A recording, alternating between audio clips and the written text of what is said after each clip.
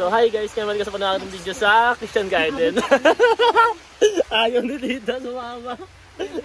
Bibi man. Bakit? Dali mo yun oh. Ma, namimiss ka na daw nila. Ay. Hindi ka na nagpapakita sa mga video. Ay, ikaw lang ah. Ayaw din ni Mama guys. Nahiya na din siya. Saan? Yung alin? Yan, baka makalimutan mo. Sige, sige. So ayun guys, kung mapapansin nyo na dito kami sa greenhouse. Ayan, kasi umuulan ngayon dito sa amin. Hindi so, madilim ngayon. Tuloy-tuloy na yung ulan dito guys. Simula nung last week pa ma.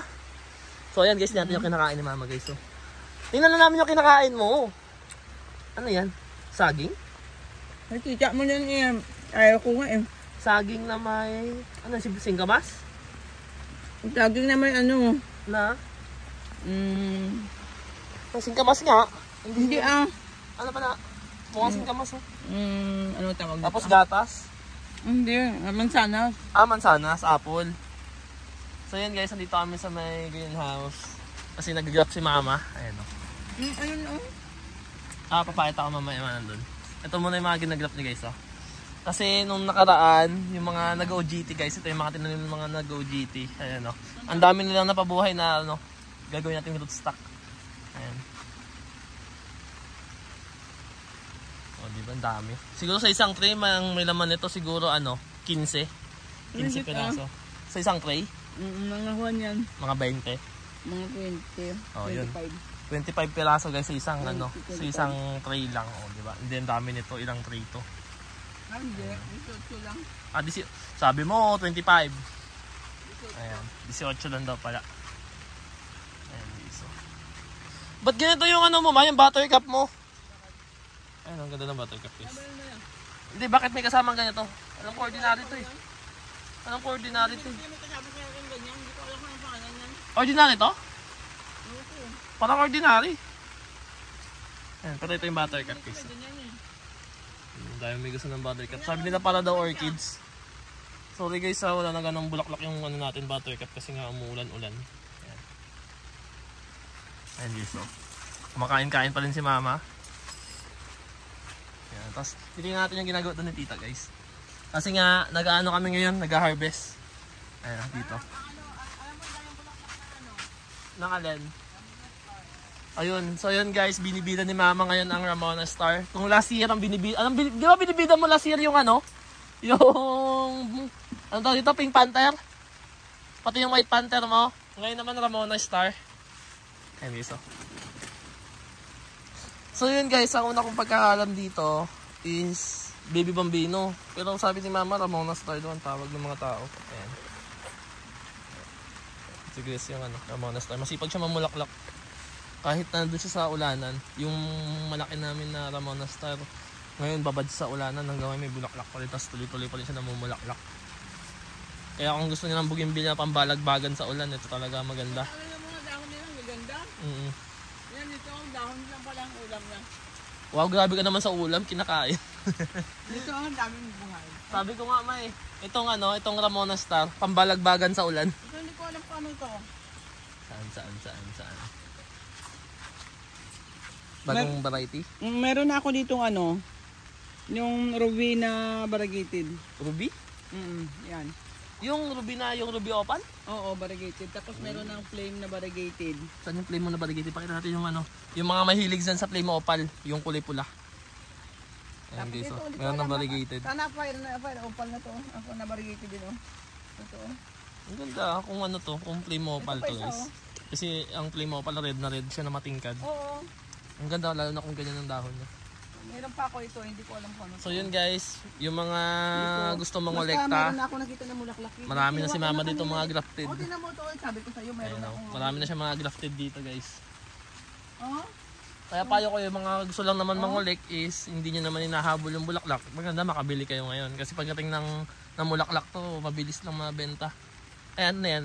Ruby na nga, diba? Ruby, ayan pala, may ruby na. Ano mo, wala, hindi mo gaano ingat. Ay, nagpo-focus siya. Yan mo. Ba, marunong ka na ngayon Ay, ayaw eh. Ayaw. Ganito kasi. Sa likod. Yung malaki kasi ipakita mo. Pinutin mo.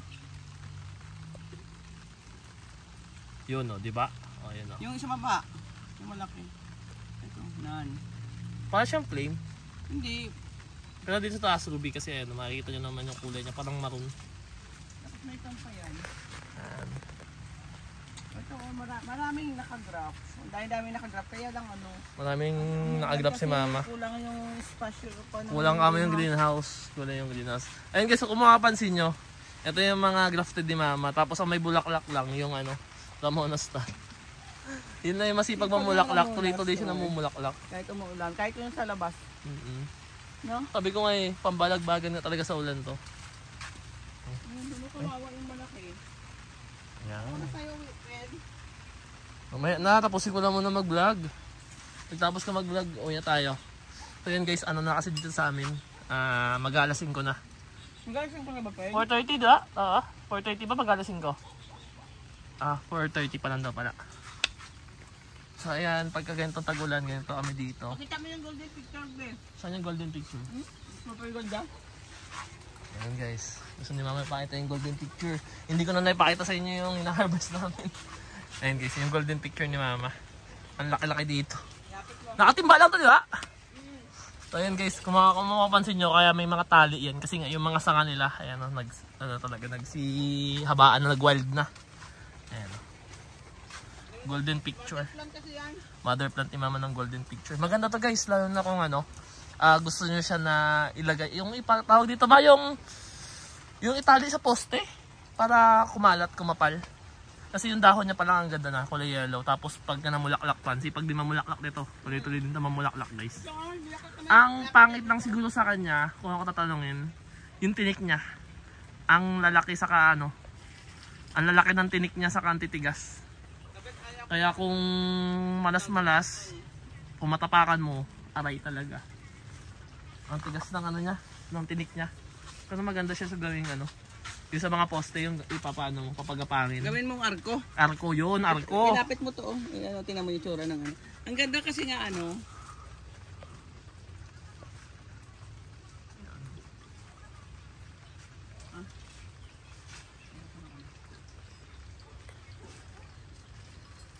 Imagine ang dami. Ikot mo doon pa ikot. Dami-dami. Ang ganda tingnan, no? Gandahan mo lang. Ang ganda tingnan. Kasi yung dahon niya. Sabi ko nga, kung gagawin nilang parko. Kung may araw. Yellow na yellow kasi talaga siya. Saan yung pink patch mo? Ayan. Meron pa doon So ayan guys, yung pink patch namin. Kuhanan ko talaga. Pinasok mo namin dito kasi mabubugbog siya sa ulan. Hindi ko kuhanan ko nga siya na pang ano. Pang graph? Pang graph. Ayan, tapos doon yung na-harvest si tita. Tingnan ko ng mga na-harvest na ta. Ang mga huli na yan. Buhay na to mga to? May mga ugat na? Kumbaga ano na yan, yung pinaka-last na niya tapos sinapon na yun. Saan? Saan yung ugat nito? Be, doon makakapal be. Wala pa itong ugat to ah. Ayun pala meron na. Ayun makakapal doon sa kabila. Okay, so tinan niyo yung ugat. Ayan o. Nag-harvest na kami. Pero maliliit pa itong mga ugat na to eh. Last harvest ko na to, wala na. Last harvest mo na to? Oo, saghaw ko to. Saghaw yung nakaraan pa to na ano. Nakaraang ano pa pala to? Kaya ganyan lang. Hindi pala ito yung so last ano kasi guys, last week nagano kami, nagpunla. So hindi pala to kasama doon. Nung mga nakaraang buwan pa pala to. Buti hindi sila nabulok, no? Ano natin? Doon din magaganda doon sa kabila kasi bago yung Ayan, mag-focus. Ayan. Ayan yung mga ugat na. Nag-harvest kami. Tapos guys, isa pa pala. Tuwan-tuwa si mama kasi si Chris. Tinuruan ni mama tinuruan ni mama si Chris mag-graph. So, pakita natin yung ginraph niya ma. Saan yung ginraph niya, no? Si Christian. Si Christian kasi ang buong pangalan niya guys. Ayan, yung may makikita nyo ano, CA. Wait lang. Ayan o. Yan may CA, graph niya yan. Ayan, diba yan o. Buhay yung mga graph niya lahat o. Napasingawan lang pala ni mama. Bagong pasingaw lang to? Ngayon lang? Hindi, wag mo anuhin ka papasingaw. Papasingaw lang. Yan, nung nakaraan pa yan, pero yung iba hindi pa, wag ka naman ganun din ako nang bahala. May mga na-dieback pala no? Kasi nga, abutan na sila ng ulan. Nabasa na sila ng ulan. Mga naabutan ng ulan guys, talaga na-dieback.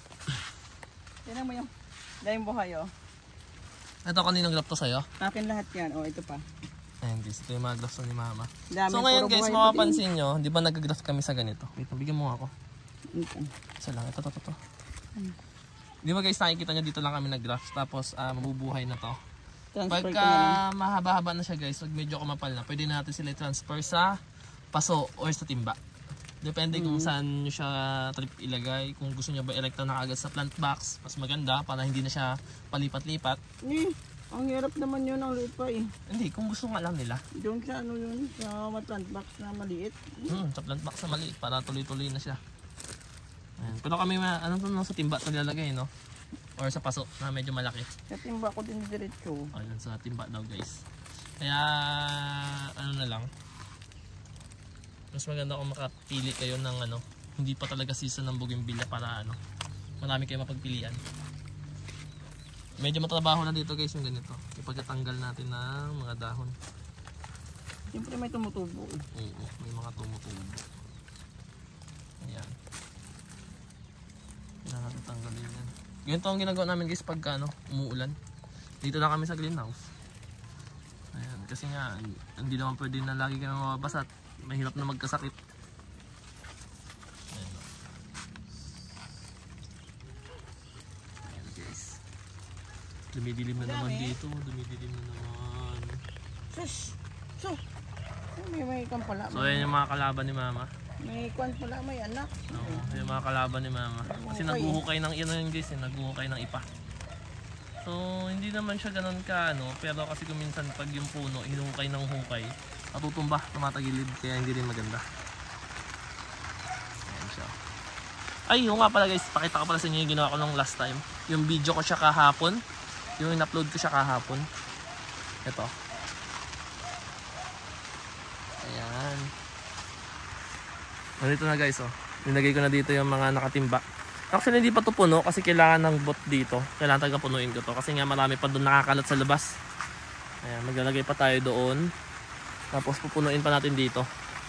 Yung mga space na nakikita nyo, pupunuin natin yan. Para hindi kawawa yung ano, bougainvillea. Ito na dito guys. Ito yung watermelon, di ba ma? Watermelon punch. Ayan, watermelon kiss. Ito siya guys, oh. Nung nandun to sa may initan, ang kapal-kapal niya. Pero ngayon, mapansin nyo, mabibilang nyo lang yung dahon niya. Yan lang mangyayari pagka nabababad ka sa ulan ng bougainvillea. Ayun. Ito daw guys, na ano to, doon sa may lilim ng puno. So kung may mga bougainvillea kayo na kuwari, meron kayong puno ng mangga dyan, tapos may mga bougainvillea kayo sa baba, lalo na yung mga rare, tapos naka-top rare, mas maganda kung alisin nyo doon kasi nga, ganito ang mangyayari sa kanila. Ayan.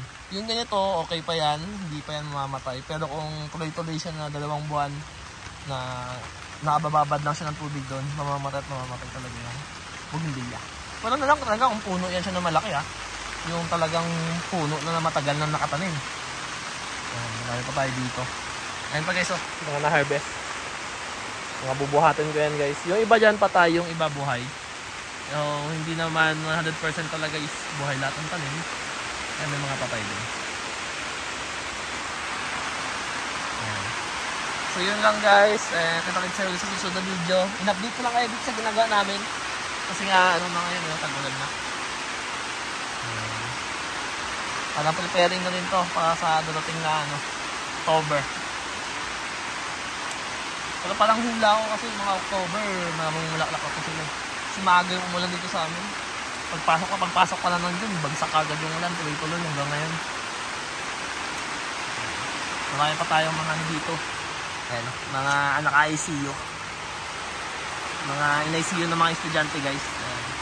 Kasi tumatanggap kami ng OJT. Ayan. Tuturuan din namin sila mag-ICU, tuturuan namin sila mag-lab. Ayan. Tuturuan namin sila paano mag-alaga ng ano, mga halaman din. So yun guys, kita sa susunod na video. Bye bye.